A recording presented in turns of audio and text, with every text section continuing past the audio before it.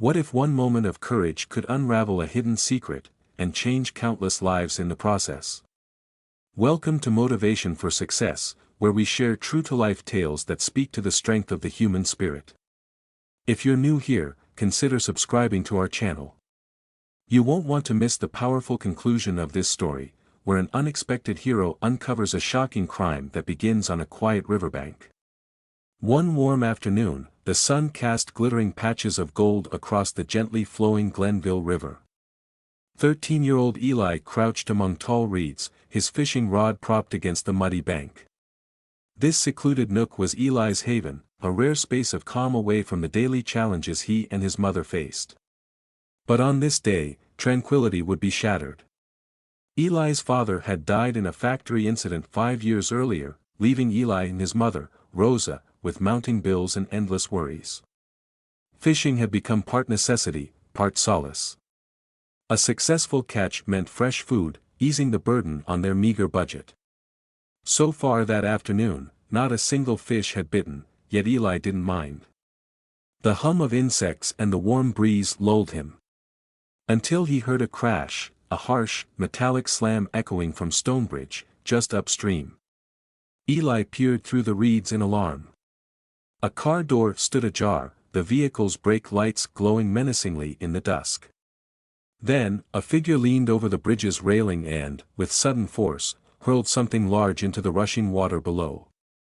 The person hurried back to the driver's seat and sped off, leaving a cloud of dust in his wake. Stunned, Eli watched the water. That wasn't just trash or debris. His pulse quickened when he glimpsed what looked like an arm thrashing in the current. The river's low rumble amplified his panic.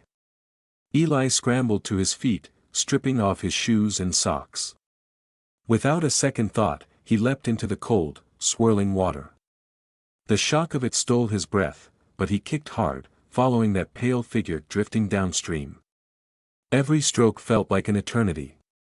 By the time he reached the body, the older man's arms had already gone limp, his eyes closed. Even so, Eli refused to let the current claim a life. The boy wrapped an arm around the man's chest and desperately fought his way to shore. By the time he dragged the unconscious stranger onto the muddy bank, Eli's lungs burned from lack of air. The man wasn't moving. But when Eli pressed an ear to the man's chest, he heard a faint heartbeat. Eli realized his phone was back at his fishing spot, and the local hospital was over an hour's drive away. He had no time to find help, he had to be help. Trembling from adrenaline, Eli hoisted the man as best he could and half-carried him along the riverbank toward home. Rosa was rinsing dishes in their tiny kitchen when she heard the screen door bang open. She nearly dropped a plate when she saw her son struggling with a soaked, older man, whose hair was plastered to his skull. "Eli," she gasped, rushing to support them. "What on earth?" "I found him by the bridge," Eli panted. "Someone threw him into the river. He was drowning."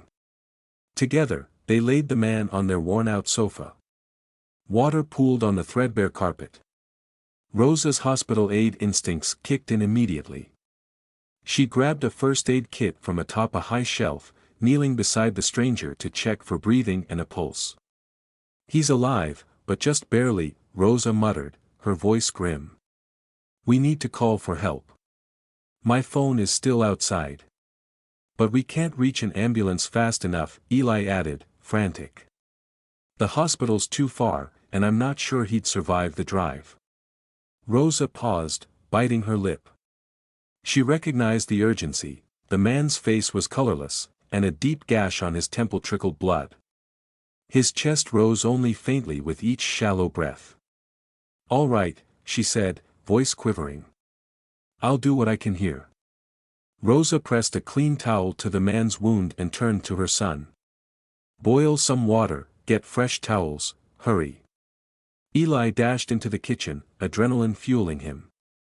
He had rescued a stranger from the river, but was it already too late? Night fell, and Rosa continued tending the unconscious man while Eli hovered nearby, offering sips of water, adjusting pillows, and making sure the living room was as comfortable as possible. Eventually, they turned on their small television, hoping for updates that might shed light on what had happened. Before long, a newscaster began speaking in urgent tones. Authorities are searching for Brandon Lakewood, a well-known philanthropist who disappeared earlier today. His car was found abandoned near Stonebridge. Foul play is suspected. They flashed an image of the missing man, a wealthy investor known for funding local charities, a slender figure with silver hair and refined features. Even from the grainy photo, Eli recognized him immediately. The man lying on their sofa was the same person on the screen.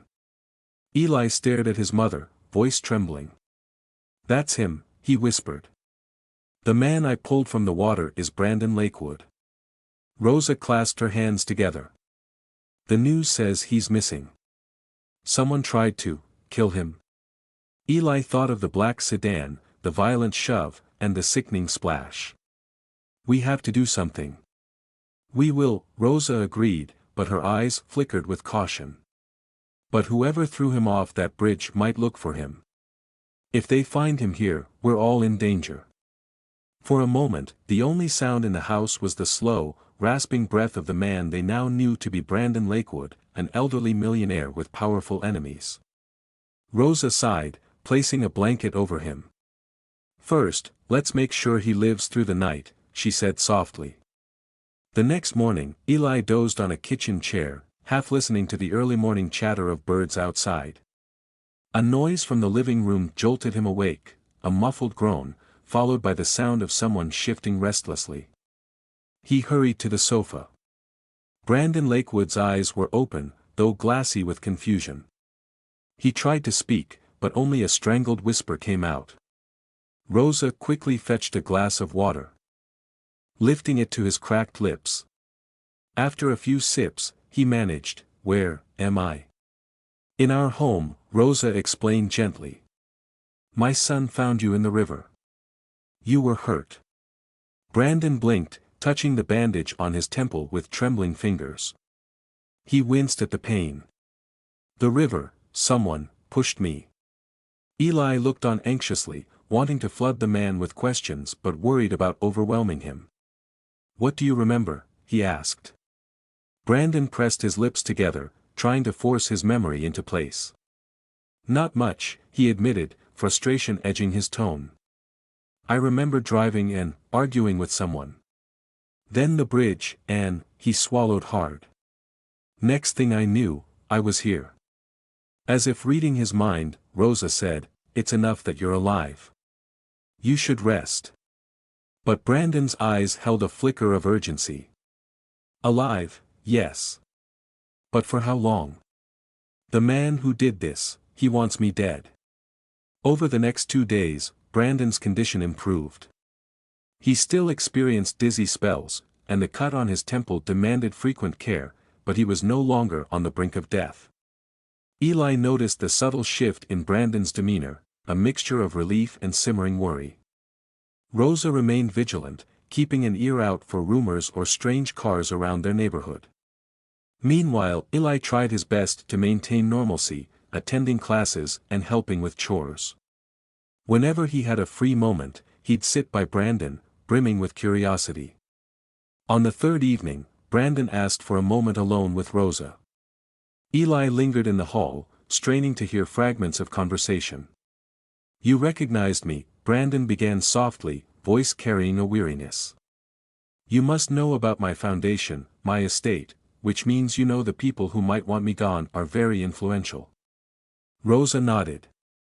"We saw the news. You're Brandon Lakewood, the millionaire who funds libraries, youth centers. Why would anyone try to kill you?" Brandon's expression darkened.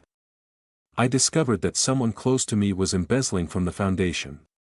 When I confronted him, he turned on me. We argued, and I was threatened. I didn't think he'd actually." He paused, emotion cracking through his stoic facade. "I realize now I underestimated him." Rosa's gaze darted to the living room window, as though expecting danger to burst in at any moment. "Do you have evidence?" Brandon nodded gravely. "I do. But it's locked away in my personal study, back at my estate. Without it, I have no proof for the authorities." If my attacker discovers I'm still alive, he'll come looking. At that, Rosa pressed a hand to her temple, tension rippling through her body. You can't stay here indefinitely. But we can't send you out defenseless. Rosa's worry proved valid. That very night, as Eli prepared for bed, he glanced out the window and noticed a dark sedan idling near the corner of their street. A jolt of fear coursed through him. He dashed to tell his mother and Brandon. Rosa's face paled as she peeked through the curtains. The silhouettes inside the car were barely visible, but it remained parked, lights off, engine humming softly. That has to be them, she whispered. Who else would sit out there like that? Brandon sank into the couch, brow furrowed. He's found me, he murmured. We need a plan, now. Eli's heart pounded. He had no desire to encounter the person who so casually threw Brandon into a river, but he also felt a surge of protective anger. He looked to his mother. What do we do? Rosa steadied her nerves. We call someone we can trust. By morning, Rosa had reached out to her brother, Brent, a former detective who had worked high-profile cases before retiring. Brent arrived just after sunrise, his gait deliberate and his gaze keen. In the living room, Brandon recounted the attack. I recall it was a black sedan blocking my path. The driver pretended to be stranded, waved me down, then forced me at gunpoint to the passenger seat. Everything spiraled from there. He massaged his temple, where the bandage was still in place. The last thing I remember is a pair of strong arms hoisting me over the edge of Stonebridge. Brent listened, nodding grimly. We have to assume your attacker has connections. If this was purely about money, he'd have threatened you or stolen from you, but attempting murder means he's desperate to silence you for good. Brandon's hands trembled slightly. I can't prove anything without the financial records locked in my study. And that estate, he's likely posted guards or watchers there, waiting for any sign of me. Brent cracked a thin smile. Then we'll have to be careful. I've dealt with worse odds before. He turned to Rosa. You and Eli should stay somewhere safe until we figure this out. Eli stepped forward, resolute. But I can help. Rosa silenced him with a pointed look. You've done enough, Eli. You saved Mr. Lakewood's life. Now it's time for the adults to handle it. After dark, Brent borrowed Rosa's modest car to drive Brandon to the wealthy side of town, where Lakewood's estate sprawled behind a high wrought iron gate. Well-manicured hedges and a winding driveway led up to a grand house with tall windows. Most of the lights were off, but a faint glow illuminated the foyer. Stay low, Brent whispered. We need to confirm if anyone's on watch. Brandon's breath rattled, a mixture of nerves and determination. He pointed to a service entrance off to one side. The pair slipped through shadows until they found a door that Brandon unlocked with shaking hands. Inside, the house was eerily quiet. Floorboards creaked beneath them as they navigated to the study. Brandon typed a code into a digital lock, revealing a hidden compartment containing several folders stuffed with documents. These are the bank statements, transaction receipts. He can't explain this away, Brandon said, voice trembling with relief. It's everything we need. The moment they shut the safe, footsteps clicked in the hallway. Brent mouthed, hide.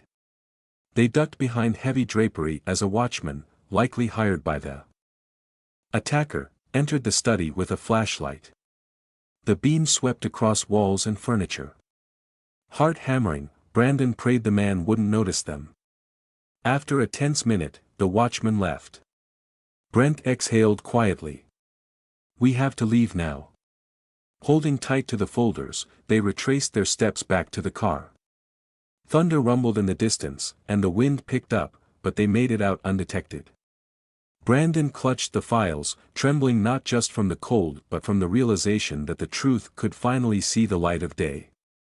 Meanwhile, Rosa and Eli remained at home, uneasily awaiting news. The doorbell's sudden ring jolted them both. Rosa glanced through the peephole, her gut twisting as she saw a stern-faced man in a dark suit, someone she didn't recognize. She signaled Eli to move to the back room. "Stay out of sight," she ordered softly. Rosa opened the door a crack. "Can I help you?" The man offered a cold smile. "I'm looking for a friend of mine named Brandon Lakewood. Mind if I come in?" Her chest tightened. "No, you can't. I don't know who you're talking about." His gaze shifted past her shoulder, searching the dim interior.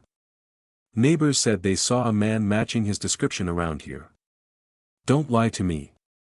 Fear flared, but Rosa held firm. "Leave, or I'll call the police." The man huffed, turning his head to whisper into a phone. "We need backup," he said under his breath. Rosa slammed the door and locked it. "Eli, go out the back. Now." But it was too late. Another figure stepped around the corner of the house, blocking their exit. The men forced the front door open in seconds. One grabbed Rosa by the wrist, while the other advanced down the hallway. Eli froze in the corridor, panic coursing through him as footsteps approached. Before he could bolt, the intruder seized him by the arm. "Where is he?" the man snarled, voice dripping with menace. "We know Brandon Lakewood is hiding here." Terror threatened to paralyze Eli, but he clenched his teeth. "He's gone. I don't know where." A shout interrupted them. "Let go of my family."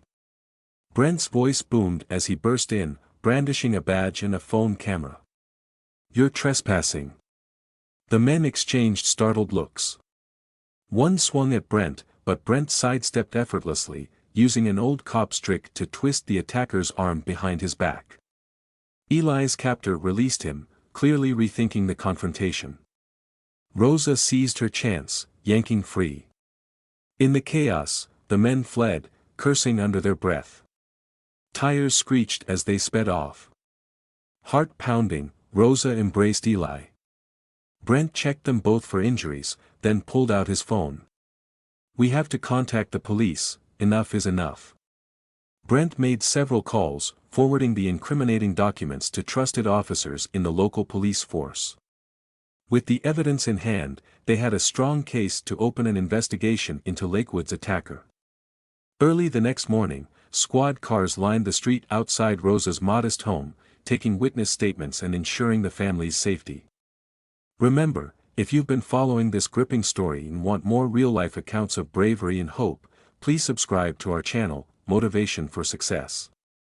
We believe that even in our darkest hours, a single act of courage can inspire a powerful wave of change.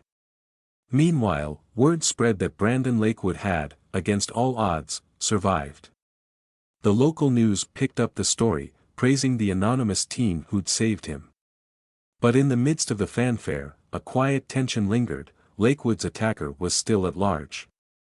Within days, the authorities identified a high-ranking associate of Lakewood's, Martin Foster, a man entrusted to manage some of the foundation's assets. Confronted with the damning documents, Martin Foster was arrested on charges of embezzlement, fraud, and attempted murder. The local courthouse buzzed with onlookers, journalists, and concerned citizens eager to witness the downfall of a once-respected figure. Brandon, still healing, appeared in the gallery alongside Rosa and Eli. Brent, who was well acquainted with legal proceedings, stood by Brandon's side. Evidence poured forth: falsified bank statements, offshore transfers, secret property dealings, and, most incriminating of all, a piece of security footage showing the black sedan crossing Stonebridge just moments before the attack on Lakewood. Multiple witnesses confirmed Martin's shady dealings, describing how he had siphoned funds for years to fuel lavish tastes. Eli testified quietly and bravely, recalling how he saw a shape tossed over the railing and how he dove in to rescue the man.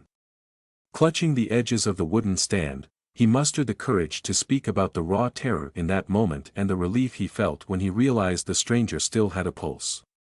When asked by the defense attorney if he was sure he recognized the car, Eli squared his shoulders. "I know what I saw," he insisted. "It was a black sedan, the same one that's on the traffic camera footage. And I saw the driver's silhouette. He got back in right after he pushed the man over. After a tense week of testimonies and evidence, the jury deliberated for only a few hours. The courtroom fell silent as the foreman read the verdict, guilty on all counts. Applause erupted from the onlookers, and reporters rushed to capture the expressions of both the newly convicted Martin Foster and the relieved Brandon Lakewood. Tears welled in Rosa's eyes. The nightmare was finally over. She turned to Eli, her son who had braved a river's currents to save a man's life and had risked facing criminals far more powerful than them. Without a doubt, his act of bravery had set the wheels of justice in motion. Brandon exhaled deeply, turning to Eli and Rosa. "You saved my life, and you've helped me reclaim my foundation. You've saved countless people who might have been harmed if Martin's corruption stayed hidden." Eli shifted under the praise, cheeks flushing. "I just did what anyone should do in that situation." Brent clapped him on the back.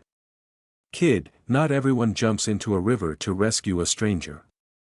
Don't underestimate what you did." A few mornings later, Brandon Lakewood arrived at Rosa's small house with a respectful knock on the door. This time, there was no fear, no secrecy, he came openly. He carried a slim folder and a box wrapped in plain, unadorned paper. Rosa invited him in, still feeling a surreal flutter when she realized she was hosting a formerly missing millionaire. Eli, fresh from finishing homework, stepped into the living room. Brandon cleared his throat. "I owe you both so much. You put your lives at risk, and you never wavered in helping me." He handed a sealed envelope to Rosa. "This is a trust fund for Eli's education. Full coverage at Ridgewater Academy, plus a living stipend if you decide to relocate closer to the city. He deserves every opportunity." Eli's eyes widened. "Ridgewater? That's the best school around." Rosa stared, speechless. "Mr. Lakewood, this is too generous." "It's the least I can do," Brandon insisted gently. "The world needs more people like Eli, courageous, compassionate, and I want to ensure those traits are nurtured, not stifled by financial worries." He then turned to Eli, offering the small box. Inside was a handcrafted fishing lure, polished metal etched with the boy's initials. "I heard you love fishing," Brandon said with a grin. "It seemed fitting, given how your passion for it brought you to that riverbank." Eli blinked back tears. I don't know what to say." "Thank you." Brandon's gaze softened. "One act of heroism changed my life, and I'd like to see your life become easier in return." A month passed, and life began to settle into a gentler rhythm. Rosa cut back on extra shifts at the hospital, focusing on her own health for the first time in years. Brent returned to his retired detective routines, but with a renewed sense of purpose, having played a pivotal role in a major takedown. As for Eli, each evening he still wandered to the Glenville River, fishing rod in hand. Only now, the fishing lure from Brandon Lakewood was his trusty companion. While waiting for fish to bite, he'd reflect on how everything had changed since that one fateful moment, how fear, determination, and luck had intersected to transform not just his life, but the lives of countless others. One evening, Rosa joined him by the water's edge, slipping an arm around his shoulders. "You never told me if you regret jumping in that day," she said softly. Eli cast his line, watching the reflection of the sky on the water's surface. "Sometimes I wonder how different things would be if I stayed hidden," he admitted. "But I don't regret it. Helping Mr. Lakewood was the right thing to do, even if it was scary." Rosa nodded, her voice thick with emotion. "I'm proud of you, Eli, more than you'll ever know." A warm breeze rustled the reeds, carrying the promise of something new. In the hush of twilight, they stood side by side, mother and son, each grateful for the safety and newfound hope in their lives. Soon, the trial's aftermath made headlines. The Lakewood Foundation launched an initiative to combat financial fraud, dedicating resources to protect charitable funds from corruption. Brandon Lakewood publicly praised a young hero, a local boy who exemplifies the courage we all wish we had. Sometimes, in quiet moments, Eli felt a twinge of discomfort with the attention. He didn't see himself as a hero, just a kid who acted on instinct. Yet every letter of thanks, every handshake from community members, reminded him that bravery can take many forms, and that it often blossoms in ordinary people placed in extraordinary circumstances. The day Eli was set to start classes at Ridgewater Academy, he rose before dawn, too excited to sleep. He carefully packed his new textbooks, fidgeting with the uniform's collar. Rosa snapped a quick photo, tears shining in her eyes. "You've earned this," she whispered. "Remember that no matter where you go, you'll always have the heart to do what's right." Eli nodded solemnly. In the back of his mind, he heard the splash of water and recalled how powerless he'd felt, yet he'd acted anyway. And that singular leap had changed the course of countless futures, including his own. On a final afternoon before classes began, Eli wandered to the riverside alone. His old fishing spot remained as serene as ever, the reeds whispering in a gentle breeze. He sat on a flat stone, the special lure glinting at the end of his line. The memory of that harrowing day came rushing back, the black sedan, the violent push, the frantic swim.